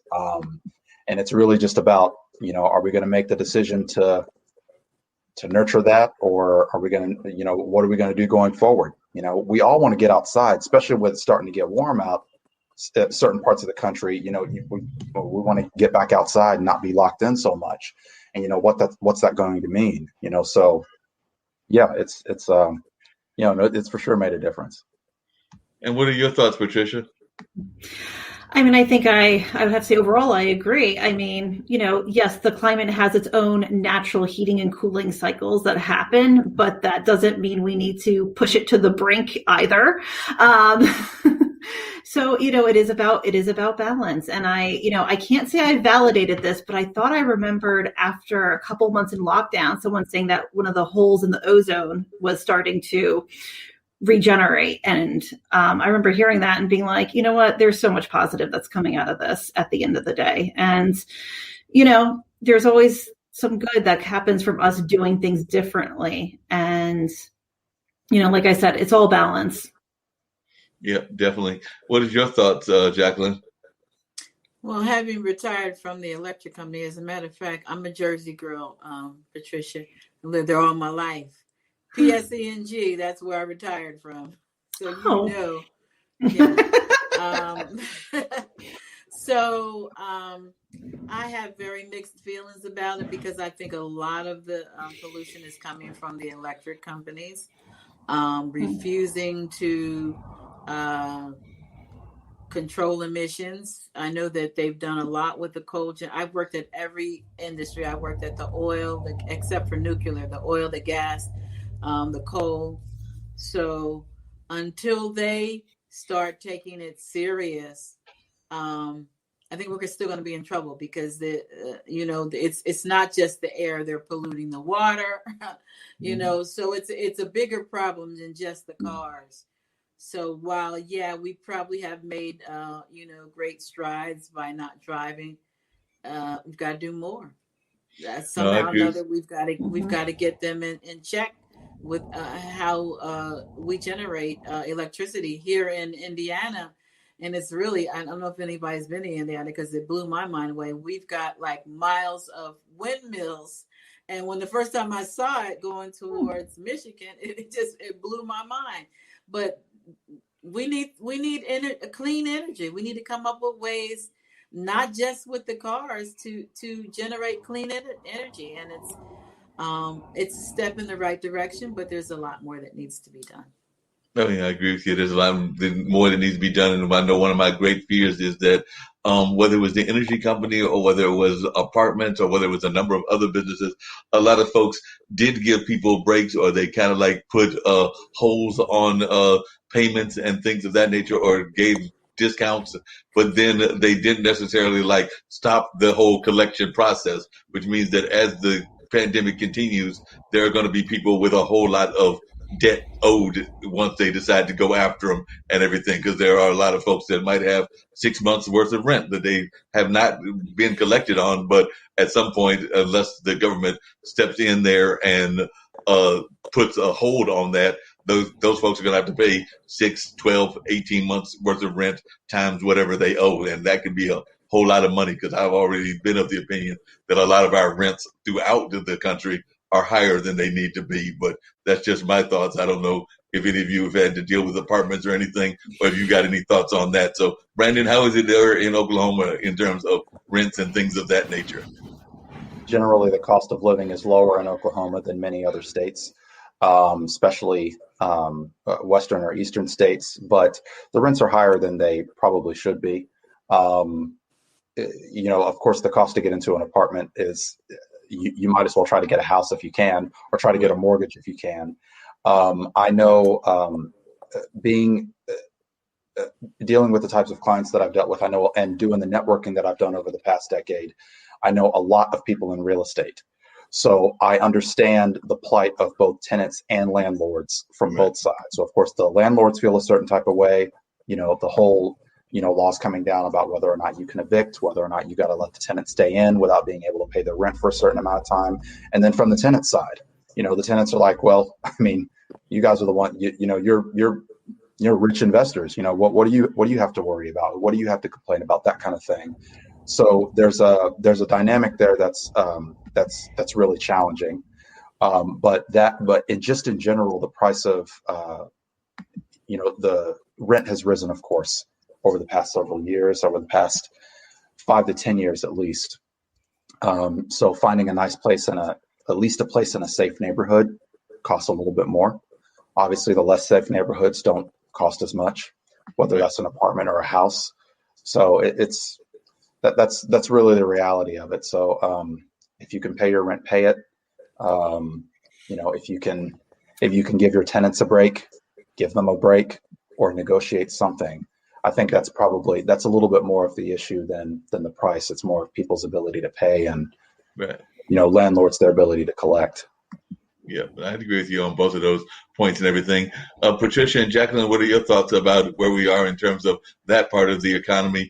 And then the other thing that I was going to bring into this conversation as we get ready to wind down and everything is I'm actually of the opinion, and I'd love to hear your thoughts on this as well, that the whole Black Lives Matter movement has had us really get to examine where we are with our police reform, and I would even argue our prison industrial complex reform as well, because I actually think that there needs to be some work done in both of those categories, and that we're being forced to deal with those issues because of things like the trial that Derek Chauvin is part of, and definitely the whole George Floyd incident and a number of other incidents that continue to happen. It's also getting us to deal with gun control as well. But I was just wondering your thoughts about how these issues are getting us to examine a lot of very powerful issues in the world.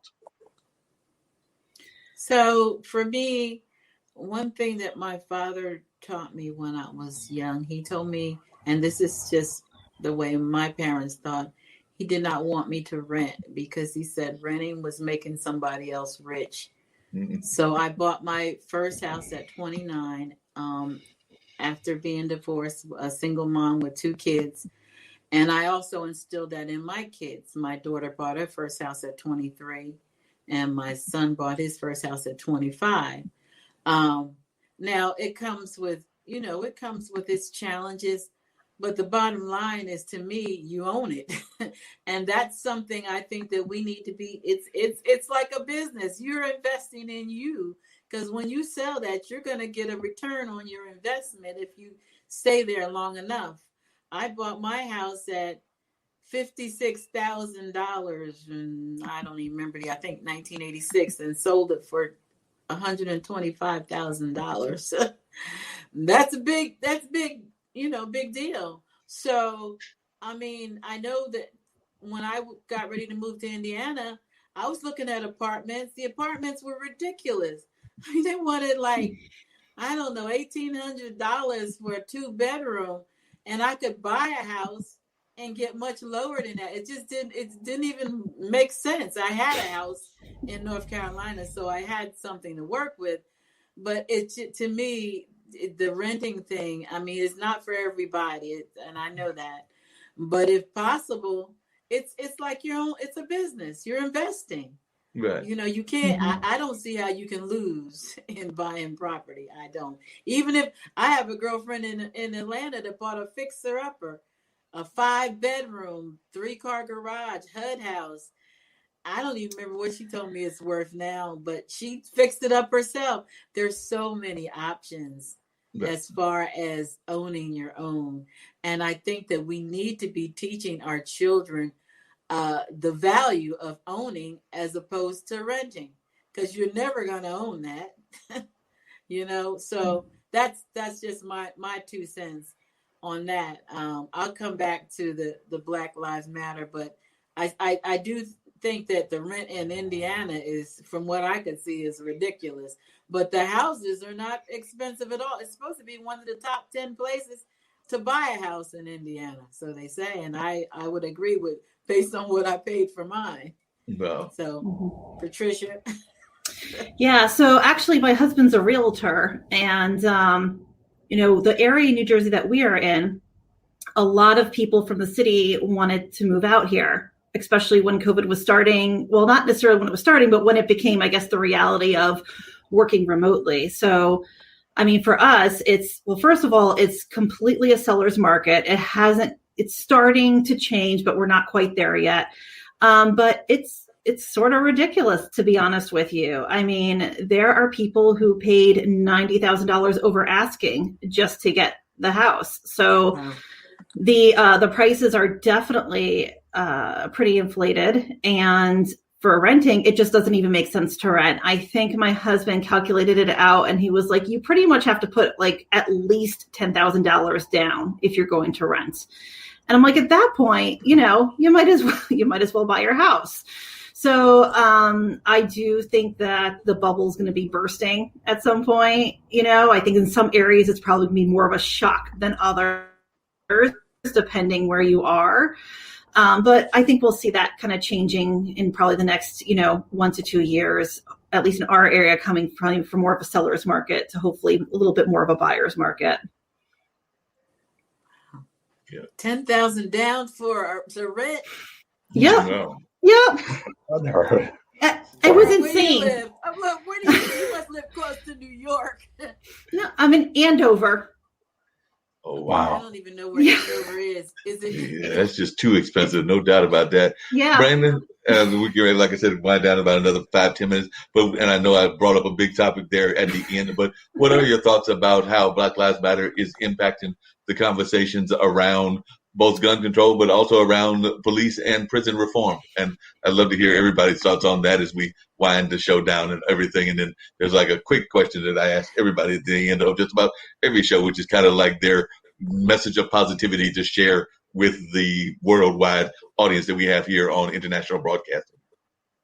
I think it's done well for shedding light on a topic that, we've known about, we've thought about, had conversations about over the years in our communities, but not really enough. I think there's a huge role that the internet and social media play in this, and that it's magnified our ability to reach each other, connect with one another, share our stories with each other, tell stories that have been quiet and not told beforehand. So there's a lot of that, and it really makes us think. One of the greatest tragedies of 2020 is that it reminded us of how divided we are as a human race. And it's, of course, there's, there are a lot of valid points about what this means for how we should treat each other, and how we are currently treating each other, and really just, bringing to light the fact that we should, if we could spend less time hating each other and killing each other, I think that it would probably help. It would steer us in a much better direction as far as police brutality, police relations. There are a lot of good cops out there of all races that are doing the right thing, that are actually trying to protect people, that are actually caring for their fellow man, that are actually trying to help uphold the law so that everybody is protected and taken care of. And then there are corrupt ones as well. There are people with guns that want to protect their families in case an intruder breaks in, or maybe they want to go out hunting. And there are people with guns that cause mass shootings seemingly every week now. So we just have to be aware there's something seems to be more fundamental at the core. What's going on inside a person? What are they dealing with? What's turning them to this? What causes somebody to want to hurt somebody else? Go to the lengths that they do to hurt somebody else, kill somebody else, take them out of the world, rob them of a son or a daughter, or a sister or a brother. Those issues of today have been magnified so greatly that they can consume us. But it's certainly something we need to be aware of, and something that we need to work out. Yep, I agree with you on that. What are your thoughts, Patricia? And then I'll come to Jacqueline as well. Like I said, we got a few more minutes to go. So, interestingly enough, my neighbor is a Newark police officer. And when this was, especially in the height of things, I spoke with her and I asked her, I said, I'm not hearing a lot about Newark, but, with that said, what's your take and your thoughts on all this? And she said, you know what, we're not having a problem because we have a relationship with the community.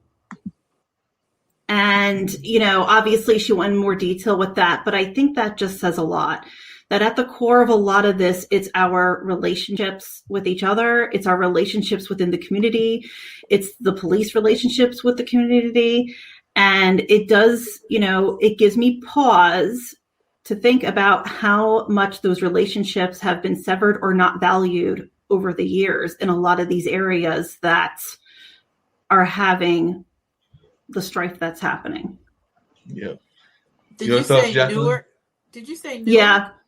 Mm-hmm. Okay. Newark used to be my territory. I was a diversity recruiter for the electric company, but I also served on the police review board in Greensboro. I was on the chief of police faith-based council, and I also was the vice chair for human relations.